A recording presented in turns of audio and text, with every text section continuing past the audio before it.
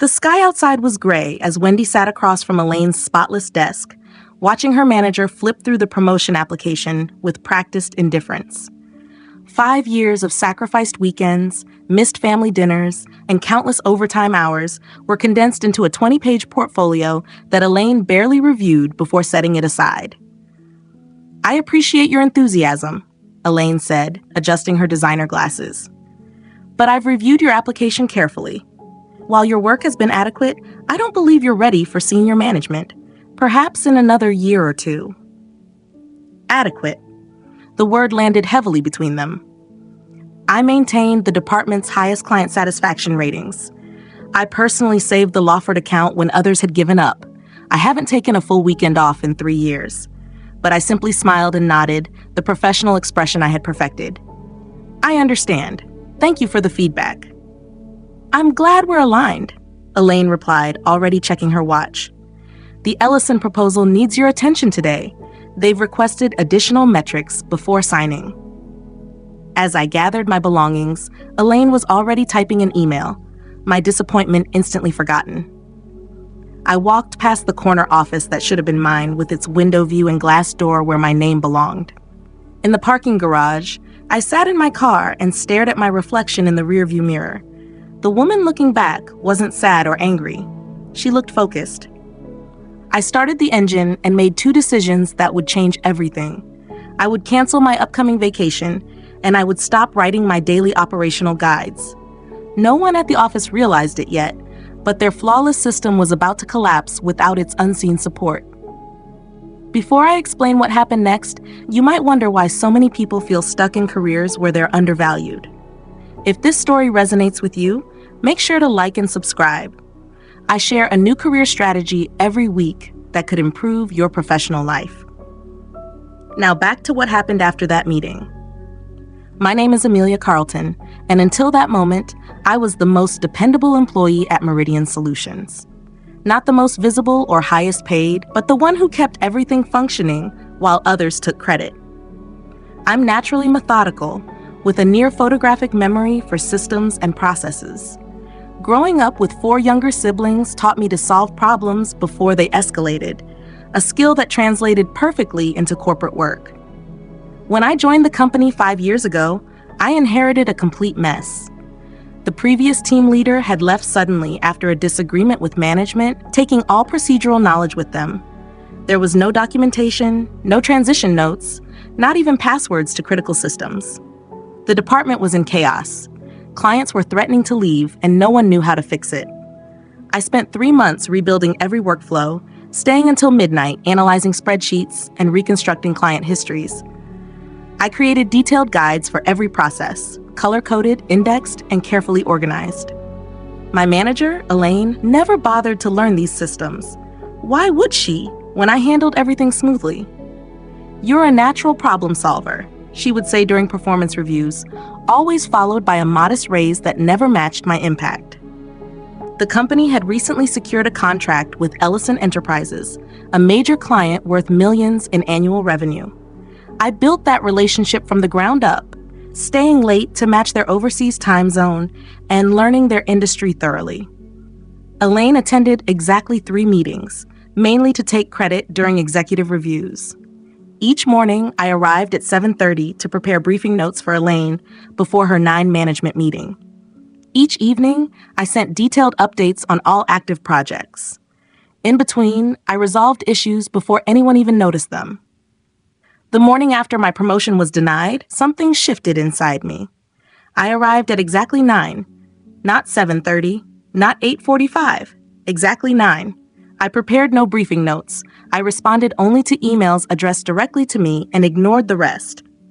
When a supplier issue arose, I directed it to the appropriate department instead of resolving it myself. By lunch, 3 colleagues had stopped by my desk with confused expressions. "Amelia, did you see the thread about the Lawford scheduling conflict?" Peter from accounts asked. "Yes," I replied, continuing to type. He waited for more, shifting uncomfortably when nothing followed. "So can you fix it like you usually do?" I looked up. "That falls under procurement." I forwarded it to Diane. His eyebrows lifted. "But you always handle these things." I've been advised to focus on my assigned responsibilities, I said calmly. I'm working to better understand my role within the organization. By 5 p.m., I packed up and left. No overtime, no taking work home. On the drive, I canceled the cabin reservation for my upcoming vacation, the first real break I had planned in 3 years. Instead, I chose to stay and observe the system's inevitable breakdown. That evening, my phone buzzed with work notifications. I silenced it and spent time with my daughter, Elena, baking chocolate chip cookies, something I hadn't done in months. As we laughed over uneven cookie shapes, I felt a sense of relief. "Mom, why are you home early?" Elena asked, licking batter from a spoon. I paused, thinking about how to explain it. "I decided my time is valuable, and I want to spend more of it with you." She smiled brightly. "Can we do this again tomorrow?" "Absolutely," I said, ignoring the phone vibrating on the counter. By the next morning, problems were already visible at work. The Ellison client had requested urgent changes to their implementation plan, changes only I knew how to execute. Elaine attempted to lead the response but quickly became overwhelmed without my usual detailed briefings. "Where are the process notes for the Ellison customizations?" she asked, appearing at my desk at 10:30. "They're in the shared drive," I replied. "Under Client Implementations. I mentioned it in last month's meeting." "There are hundreds of files." "Which one exactly?" I opened the folder. The master document is titled Ellison Enterprise Integration Complete Process Documentation. It's organized by module with tabbed sections. Elaine stared at the 200-page document with visible concern. "Can you just handle this directly? The client is waiting." "I'd be happy to," I replied, "but I have the quarterly compliance review this afternoon. I can address Ellison first thing tomorrow." Her expression tightened. "This can't wait until tomorrow." "I understand. Would you like me to reschedule the compliance review? It's due to regulators by end of day." She left without answering. That evening, I turned off all work notifications and took Elena to the park. I sat on a bench watching her laugh on the swings, fully present for the first time in years. When we got home, I checked my work phone once, 79 missed calls. Voicemails ranged from confused to urgent to frustrated. The Ellison team was threatening to withdraw their contract. 3 systems had developed issues, all documented in my guides no one had read. The compliance report was still incomplete. I set the phone down and slept better than I had in years. The next morning, I arrived at exactly 9 again. The office atmosphere had changed overnight. Colleagues rushed between meeting rooms. Elaine was visible through her office glass, speaking urgently on a video call. The regional director's assistant paced near the elevators. I sat down and calmly organized my tasks for the day. "Where have you been?" Peter asked quietly, appearing beside me. "Everything is falling apart. Elaine's been trying to reach you since yesterday." "I left at 5, I replied. "My working hours are 9 to 5, as stated in my contract." "But the Ellison situation, what about it?" "They're threatening to leave. No one knows how to implement the changes." I nodded. "That process requires specific steps. It's all documented in the guide I created last year." "No one can understand your documentation without you explaining it," he said, frustrated. Before I could respond, Elaine's assistant appeared. "Amelia, emergency meeting in the conference room." I picked up a notebook and walked calmly to the conference room, where Elaine sat with the regional director, Byron Wallace. Their expressions were serious, documents spread across the table. "Amelia," Byron said, relief clear in his voice, "we need your help with the Ellison situation." I took a seat. "Of course, how can I assist?" Elaine spoke directly. "Let's be clear. What will it take for you to fix this? The promotion is yours." I tilted my head slightly. "That's a generous offer, but I've been contacted by a competitor. They've offered me a senior management role with a significant salary increase. It seems they consider me qualified." The room fell silent. "You're leaving?" Byron asked. "When?" "I haven't accepted yet," I said. "I'm evaluating my options." "Name your terms," Byron said quickly. "We'll match their offer." I smiled politely. "It's not only about compensation. It's about recognition, respect, and opportunity." "The Ellison client specifically requested you," Elaine added. "You can't leave now." "Interesting," I replied. "So did 4 others last month." I placed a folder on the table. "Here is my 2 weeks' notice. I will support the transition as required." Elaine reached for it, but Byron took it first. He reviewed it briefly, then closed it. "This won't be necessary," he said. "Amelia, please come to my office." As I stood to follow him, Elaine remained seated, her hands tense against the table. The company's response to my resignation was about to reveal how much they had underestimated my value and what they were willing to do once they recognized it. I followed Byron to his office, aware of colleagues watching as we passed.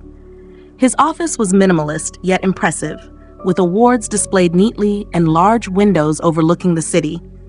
He gestured for me to sit. "I've been aware of your contributions for some time," Byron said, folding his hands on the desk, though clearly not closely enough. I remained silent, allowing him to continue. "The situation with Elaine concerns me," he admitted. "This is the first time I'm hearing about your promotion being denied. Why didn't you come directly to me?" "Chain of command," I replied. "Elaine is my supervisor. It wouldn't have been appropriate to bypass her." He nodded slowly. "Admirable, but perhaps not the right approach in this case. Tell me honestly, what would it take to keep you here?" I considered my words carefully. Recognition of my actual contributions, fair compensation, and a role where I can apply the strategies I've developed instead of only executing someone else's direction. Byron studied me for a moment. "I'm creating a new position. Director of Operational Systems reporting directly to me. Double your current salary, remote flexibility, 3 days a week, and full authority over departmental workflow design. The role is yours if you want it." I didn't respond right away, which seemed to surprise him. "Is that not enough?" he asked. "It's very generous," I acknowledged, "but I want to be clear about something. I'm not using another offer as leverage. There is genuinely another company waiting for my decision." Byron leaned back slightly. "What can they offer that we can't match or exceed?" "A fresh start," I said honestly. "No history of being overlooked, no colleagues who view me as support rather than leadership." "Fair point," he admitted. "But consider this. You've built systems here that you understand completely. You've developed client relationships that trust you. Starting over means rebuilding all of that from the ground up." He was right. 5 years of institutional knowledge isn't easily replaced. But neither is the experience of being consistently undervalued. "I'll need some time to think," I said finally. "Of course. Take the weekend, but I'll need your answer by Monday morning." He stood, signaling the meeting was over. "And Amelia, I'd appreciate it if you could help stabilize the Ellison situation before making your final decision." I nodded. "I'll handle Ellison personally today." When I returned to my desk, an email from Byron was already waiting, outlining the new position in writing. The salary figure made me pause. It was more than double what I currently earned. The role description seemed tailored to my exact strengths. I was preparing for the Ellison call when Elaine approached my desk, her expression controlled. "We need to talk," she said quietly. "Not here. Lunch." "I have the Ellison call at noon," I replied. "After that, then. My office at 2. I nodded and returned my focus to the immediate issue. The Ellison team was frustrated but clearly relieved when I joined the call. Their requests were reasonable. They needed customizations that would normally take weeks, completed within days. I guided them through a phased approach, prioritizing their most urgent needs while building toward the full solution. "This is exactly why we chose your company," their director said. "You understand our business needs, not just the technical details." After the call, I documented the solution in clear, structured steps and shared it with the implementation team, along with precise instructions. Normally, I would have managed every part myself, but this time I delegated properly, remaining available for questions without taking full ownership. At 2, I knocked on Elaine's door. She looked different, tired with dark circles suggesting she hadn't slept. "Close the door," she said, gesturing to the chair across from her desk. "I understand Byron offered you a new position." "He did," I confirmed. She nodded slowly. "I won't pretend to be pleased, but I understand why. You're valuable to the company." I waited, sensing more was coming. "I owe you an apology," she continued, her tone measured. "I've relied on your competence without properly recognizing or rewarding it." "May I ask something?" I said, genuinely curious. She nodded. "When you said I wasn't qualified for senior management, what exactly did you think I was lacking?" Elaine shifted slightly. "You've always been more technical, the behind-the-scenes problem solver. Senior management requires visibility, presence, and political awareness. In other words, I do the work while others take the credit. She looked uncomfortable. That's an oversimplification. Is it? I asked. The Ellison contract, who presented the final strategy to the executives? I did. Based on the proposal I developed, the client retention initiative last quarter that saved 4 major accounts, who received the leadership award? That was a team effort. A team I led, coordinated, and created all materials for, I said calmly. I leaned forward slightly. I'm not lacking qualifications, Elaine. I've allowed others to build visibility on my work while I remained behind the scenes. The silence between us stretched. Are you accepting Byron's offer? She finally asked. I haven't decided. If you stay, she said carefully, things will be different between us. Yes, I replied. They will. The weekend gave me the space to think clearly, away from office dynamics. On Saturday, I took Elena to the Science Museum, something I had promised for months but never made time for. On Sunday, I called my sister for advice. What does your instinct tell you? She asked after I explained everything. That I've outgrown the role they placed me in, I said. But I'm not sure if Byron's offer changes that or just makes the situation more comfortable. Would you still report to Elaine in this new role? No, directly to Byron. And what happens to Elaine? It was a valid question. He didn't say directly, but reading between the lines, I think her role may be under review. My sister paused. So your choice is either a fresh start somewhere new or accepting a promotion that could lead to your current manager being demoted. When framed that way, the decision felt different. I don't want revenge against Elaine, I said slowly. I just want recognition for my work. Are you certain about that? My sister asked. Because from what you've described, part of you might actually want to see her face the consequences of underestimating you. Her words landed closer than I expected. Was that what I wanted? To see Elaine humbled, to watch her realize how much she had depended on me while dismissing my contributions? By Monday morning, I had made my decision. I arrived early at 7:30 a.m., my old schedule, and went straight to Byron's office. His assistant hadn't arrived yet, but his door was open. You're early, he noted, looking up from his computer. I wanted to give you my answer before the day gets busy, I said, taking the seat across from him. And I'm accepting your offer with 2 conditions. His eyebrows lifted slightly. I'm listening. First, I want to build my own team with full hiring authority for 3 roles I consider essential. Byron nodded. That's reasonable. And the second? Elaine remains in her current position. That clearly surprised him. After everything? Why? Because replacing her doesn't fix the structural issues in how the department operates. And I don't want my first leadership decision to be seen as revenge. He studied me with renewed interest. That's unexpected and strategically sound. I've learned a lot by observing from the background, I replied. Very well. Elaine stays, though her department will now coordinate through your office on operational matters. Thank you. No, Amelia, Byron said, extending his hand. Thank you for staying. The announcement will go out this morning. Be prepared for a strong reaction. He was right.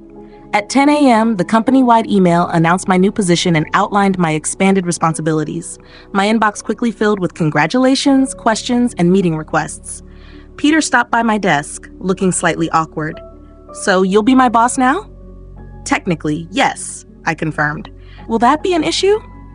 He shook his head quickly. No, not at all. You've always been the one who actually understands what's going on. Throughout the day, colleagues who had barely acknowledged me before suddenly found reasons to introduce themselves. Administrative assistants who had always been supportive now smiled with quiet understanding. They knew better than anyone how much unseen work kept the company running. Elaine avoided me until late afternoon when she approached my desk holding a folder. The quarterly strategy document, she said formally. Since operational planning now falls under your responsibility, you'll need to present this at tomorrow's executive meeting. I accepted the folder. Thank you. I'll review it tonight. She turned to leave, then paused. For what it's worth, I didn't oppose your promotion because I thought you were incapable. I did it because I couldn't afford to lose you from my team. It was one of the most honest statements she had ever made to me. That's the core issue, isn't it? I replied. Strong leaders develop their people, even if it means letting them move forward. She gave a brief nod and walked away. That evening, I stayed late, reorganizing my workspace for the new role. Byron stopped by on his way out.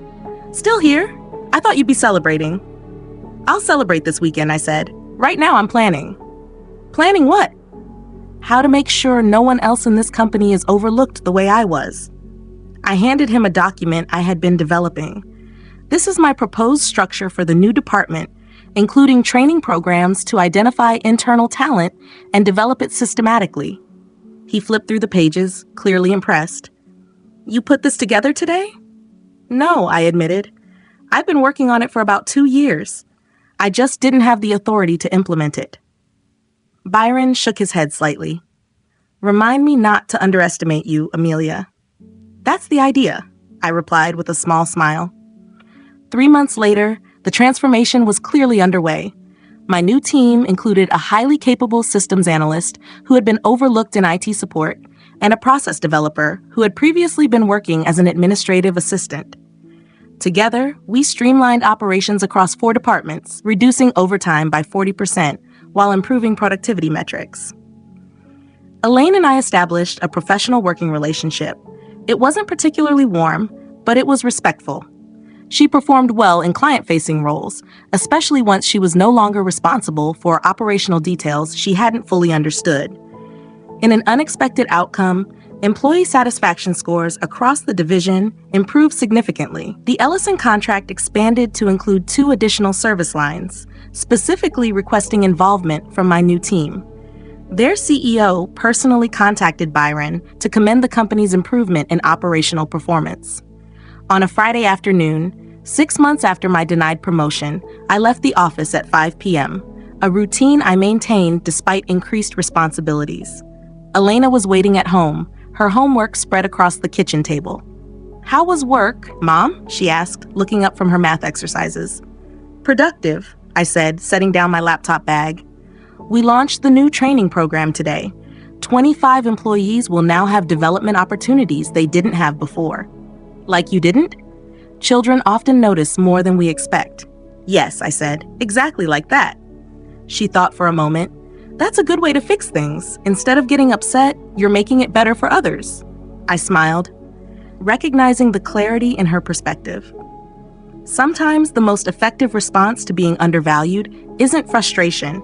It's demonstrating your value so clearly that it can't be ignored.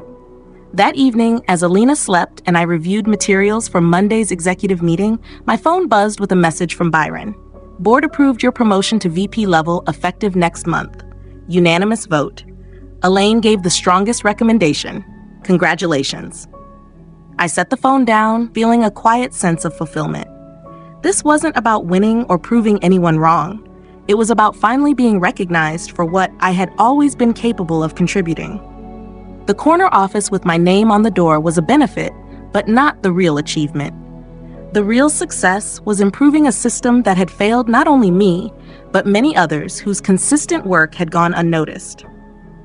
The real outcome was creating opportunities for others to advance without first becoming invisible. Sometimes the strongest response to being underestimated isn't correcting others, it's building an environment where talent cannot be overlooked, no matter how quietly it operates. If you've ever felt invisible at work, despite carrying significant responsibility, I hope this story gives you direction. The same skills that make you reliable also qualify you for leadership. Don't wait for recognition. Demonstrate your value so clearly that it becomes undeniable. And if you found this story helpful, consider liking and subscribing for more insights on improving workplace dynamics. Remember, your value isn't defined by others failing to see it. It's defined by the impact you create, whether recognized or not.